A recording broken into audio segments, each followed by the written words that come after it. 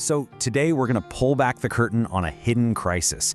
It's about what happens in those silent, agonizing months after someone in the US applies for disability benefits, but way before they ever get an answer. This is really a story about surviving against all odds. I want to start with just one number, 220. That's how many days, on average, someone has to wait for just an initial decision on their disability application. Just let that sink in for a second. That's over 7 months. And this really gets to the heart of the matter, doesn't it? If you physically can't work because of a disability, and your savings, if you had any, are long gone, how on earth are you supposed to survive a wait that long? How do you pay for rent? How do you buy food? Well, this desperate waiting period, it actually has a name. It's a direct result of the system's own delays. Welcome to what we're calling the gap economy. Now, the gap economy isn't some official market. It's really just a term for this brutal, uncertain limbo. It's the frantic scramble for survival that happens when you're caught between being too sick to work and not yet being approved for the help you desperately need. And the stakes? They couldn't be higher. We're talking about people who probably have already burned through any savings they had. They're staring down the very real possibility of homelessness, all while trying to manage a serious health condition. You can just imagine the result, a state of constant, crushing anxiety.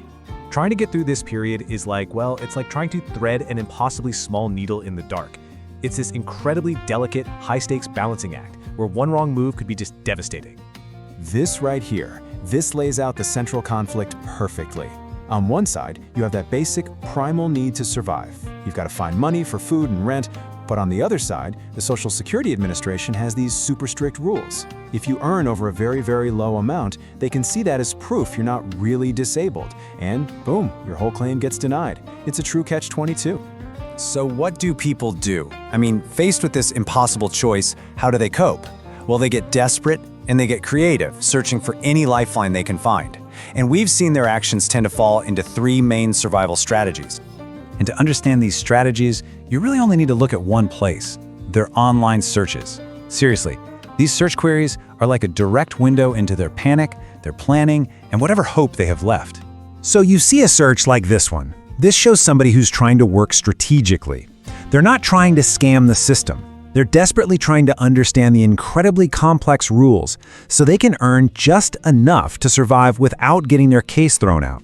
They are walking a tightrope. Then you see searches for things like passive income. This points to a hunt for alternatives. People are looking for any possible source of money that the government might not classify as work, anything that could bring in a few dollars without blowing up their whole case. And finally, there's this kind of search. This is what happens when trying to work is either too risky or just not physically possible. This is the search for emergency support, a last-ditch effort to cover the absolute basics, like food, while they're stuck in this bureaucratic nightmare. So this chart basically sums up the 3 different survival modes we're seeing. You've got strategic work, which is trying to earn within the rules, then income alternatives, which is searching for any possible loophole, and finally, emergency support for when all else fails. Each of these is just a testament to the absolute desperation of living in the gap economy. But this isn't just about financial strategies or government red tape.